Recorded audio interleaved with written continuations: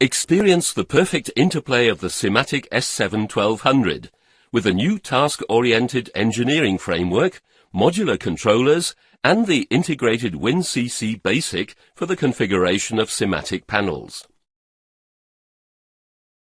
This podcast shows you how to configure a device. It is easy to configure the hardware for your project. You can start from the portal view and simply click Configure a device to get started. There are already 2 controllers and 2 control panels provided in this project. The existing configuration can be easily expanded by clicking Add New Device. Navigate to the desired CPU and select it. You can rename the controller according to its application. By clicking Add, the device view of this controller will open by default.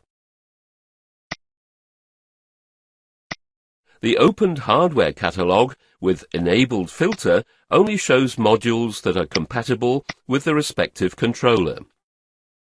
A signal board, for example, can simply be dragged from the catalog to the CPU. The workspace additionally offers space for non-connected modules. Modules can be directly dragged to the module file system and can be configured there. This enables fast access for further reusability. The module file system is stored together with the modules in the project. A digital input-output module and an analog input module is inserted in the module file system. The advantage of the module file system is that you only have to store and configure the right module once. In this case, the first 2 channels for the analog module are set to current measurement, and the next 2 channels to voltage measurement.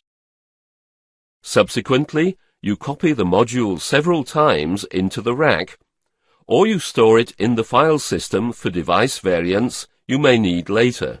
Now you can drag the modules to the rack. At the same time, the workspace will show you graphically the available slots and the maximum number of modules that can be configured on this controller.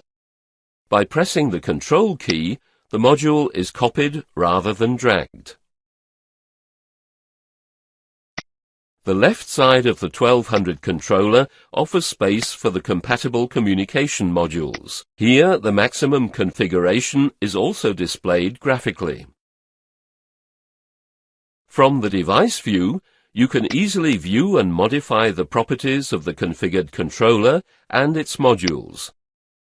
For example, you can enable use of the system memory byte or set up the transmit and receive message configuration for a communication module. The network view shows you all the devices and their interconnection in the current project. New devices can easily be added by drag and drop. You can graphically link the 2 devices. This automatically creates a network connection. The name of your device or connection can be changed at any time.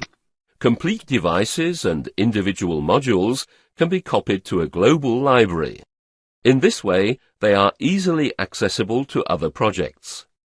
A multitude of functions support you efficiently in the device view and network view when you are configuring the project.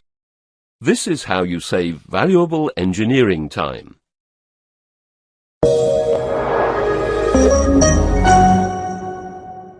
Additional information is provided on our website.